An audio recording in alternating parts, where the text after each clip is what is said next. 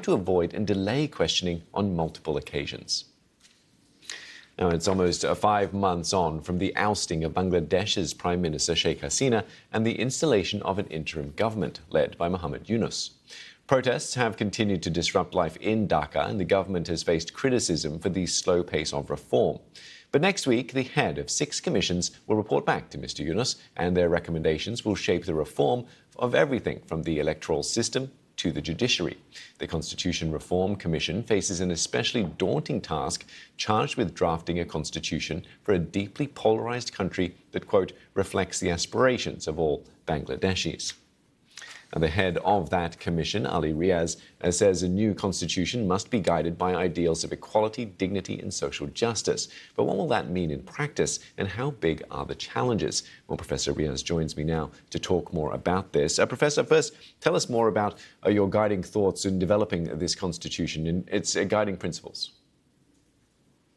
Thank you. First of all, we are not drafting the Constitution. What we have been tasked with is to review the current Constitution and provide recommendation to the interim government, which will have conversation with the political parties and then get into the drafting process, whatever the mode they come up with.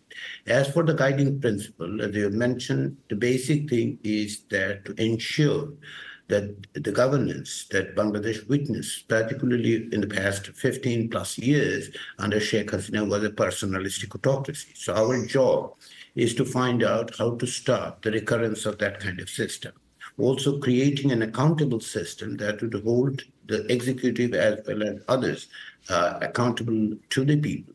So here the democratization is the principal word, and in this instance we are following the guides that was in the first constitution or the proclamation of Bangladesh in 1971.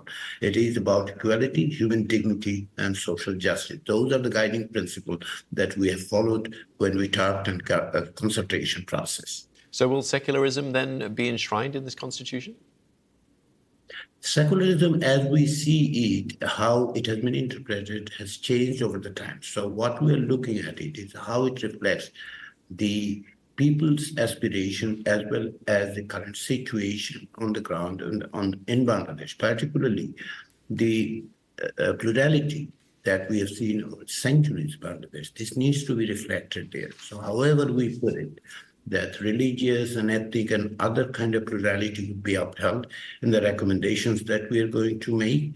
And precisely the issue here is to make sure that everyone feels safe, everyone feels a part of the country, and everyone has a stake. Nothing should deter them. There should not be anything that would exclude them from the political and governance process.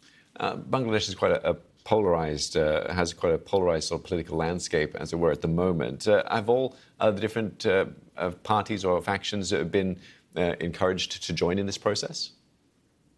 Yes, they have. Actually, from the Commission, we requested the political parties to submit their written recommendations and the proposals they have done. As a matter of more than 28 political parties that we reached out, they submitted extensive, very thoughtful proposal. There are other political parties which on their own submitted. So we have gone through a very extensive and rigorous process. Let me add to this. We have got comments and suggestions from 100,000 people through our website, about 50,000, and then we had a survey reaching out to more than 46,000 households. And then we have consulted civil society members, organization, constitution experts. So it has been a very extensive, inclusive process. We also reviewed 121 constitutions from other countries to see how Bangladesh constitution stands and what needs to be changed here.